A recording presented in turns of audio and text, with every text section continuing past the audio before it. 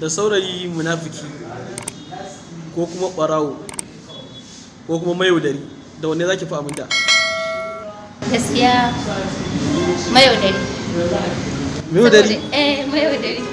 Me yasa? Saboda idan ya yaudare ni ma sai in yaudare shi. Kaga mun yi wa juna kenan.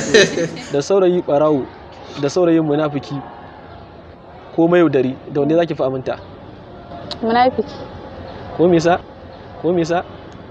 Saboda shi munafiki can zai je munafincinsa ni bai dame ni ba, amma kaga kan barawo ai zai je dauko mana kayan sata ya kawo mu zo mu ci, kuma na sani kaga ai mun ci haram.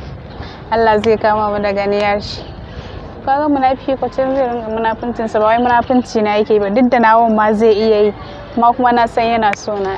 Zai iya haɗa family ɗin ki faɗa fa gaba ɗaya da shi da family ɗinsa. Hanya kuwa. Wanda ɓarawo.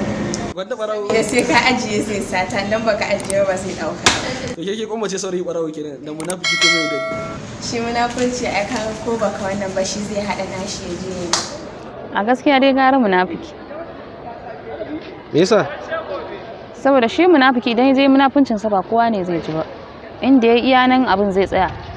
To kuma idan ya haɗa danginki da yan uwanki gaba ɗaya aka dinga gaba aka gobare gida fa? Ai dole za su mai afuwa saboda ina tare da shi. Dole akwai afuwa a tsakani. Haka ne? Mana. To shi danna mana subscribe a tashar mu ta Bakoji TV, kana ku danna mana ƙararrawar sanarwa domin samun shirye-shiryenmu da zarar mun ɗora.